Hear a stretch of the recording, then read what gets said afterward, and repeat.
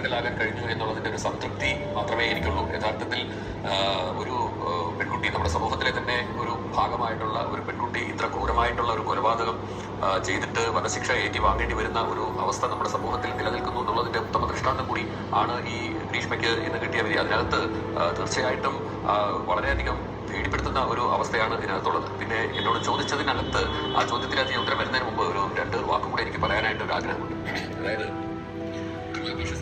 അതിനകത്തൊരു മറുപടി ആയിട്ടല്ല, പക്ഷെ ഒരു അഭിപ്രായം കൂടി പറയാൻ 1992 മുതൽ ഞാൻ തിരുവനന്തപുരത്ത് പ്രാക്ടീസ് ചെയ്യുന്ന ഒരു അഡ്വക്കേറ്റാണ്. ശാസ്ത്രമംഗലം ഗോപാലകൃഷ്ണൻ നായർ എന്ന് പറയുന്ന കേരളത്തിലെ വളരെ പ്രമുഖനായിട്ടുള്ള ഒരു അഭിഭാഷകന്റെ ജൂനിയറായിട്ടാണ് എന്റെ പ്രാക്ടീസ് തുടങ്ങുന്നത്.